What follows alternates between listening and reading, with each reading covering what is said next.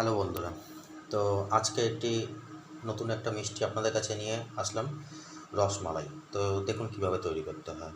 প্রথমে আমরা দুধটাকে কড়াইয়ের মধ্যে একটু জাল দিয়েছি, তারপরে এর মধ্যে 2 কাপ মুড়ি দেবো। 2 কাপ মুড়ি দেওয়া হয়ে গেছে, দিয়ে মুড়িটাকে পুরোপুরি মেশাবো এর মধ্যে, মুড়িটা পুরোপুরি যাতে গুলে যায়। এরপর আমাদের এর মধ্যে একটু চিনি মিশিয়ে দিচ্ছি, 2 চামচ। এর মধ্যে যার যতটা একটু মিষ্টি খেতে পারেন, মানে ভালো লাগে সেরকম মিষ্টিটা দেবেন। এবারে আমরা 1 কাপের একটু কম সুজি এর মধ্যে অ্যাড করে দিচ্ছি। অ্যাড করে দিয়ে এটাকে ভালো মতো করে নাড়াবো যতক্ষণ না এটা ঘন হয়ে আসে। তো দেখুন আমাদের এটা ঠিক মেল্ট হয়ে এসছে, একটু কাদা কাদা হয়ে এসছে।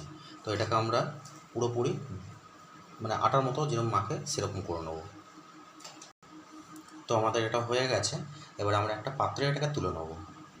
প্রথমে আমরা এটার মধ্যে একটু গুঁড়ো দুধ দিয়ে দিয়েছি। তো গুঁড়ো দুধটা আমরা ওই 8 কাপের মতো গুঁড়ো দুধ দিয়েছি।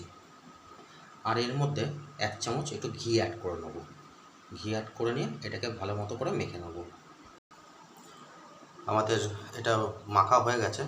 এরপরে আমরা ছোটো ছোটো করে গোল গোল করে নেব। তো আমাদের ডোগুলো বানানো হচ্ছে। দেখুন আমাদের মিষ্টির ডোগুলো কী সুন্দর তৈরি হয়ে গেছে। এবার আমরা দুধটা ফোটাতে যাব। তো এর মধ্যে আমরা একটু চিনি দিয়ে একটু ক্যারামেল করে নেব।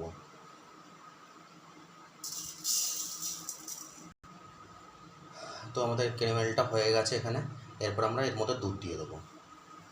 তো আমাদের দুধটাকে কিছুক্ষণ একটুখানি ফুটিয়ে নিতে হবে, একদম এটাকে মারলে চলবে না। আর এর মধ্যে আমরা 4টে এলাচ খালি দিয়ে দিলাম, দিয়ে এর মধ্যে একটুখানি নাড়িয়ে নেবো। এলাচটা দিলে এর দুধের সেন্টটা একটু খুব সুন্দর হয়। এরপরে এটাকে একটু স্বাদ মতো চিনি দিয়ে দেবেন, যা যতটা চিনি মিষ্টি দরকার খেতে পারবেন সেরকম দিয়ে দেবেন। দিয়ে আর একটুখানি চিনিটা গলে যাওয়া পর্যন্ত একটু ফুটিয়ে নেবেন। এরপর আমাদের মিষ্টিগুলোকে এর মধ্যে এক এক করে দিয়ে দিতে হবে। তো মিষ্টিগুলো আমাদের এর মধ্যে দেওয়া হয়ে গেছে। এবারে আমাদের ওভেনটাকে একটু হাই করে দিয়ে একটু এটাকে ভালো মতো করে ফুটিয়ে নিতে হবে। তো দেখুন আমাদের এগুলো ফুটে এসছে। তো এটাকে আরেকটুখানি রেখে দিতে হবে। এবার এটাকে দুধটাকে একটু মেরে নিতে হবে। তো আমাদের রসমালাই পুরোপুরি রেডি হয়ে গেছে। দেখুন আমাদের মিষ্টিগুলো পুরোপুরি তৈরি হয়ে গেছে, রসমালাইগুলো। এবার একটু ঠান্ডা হতে দিয়েছি।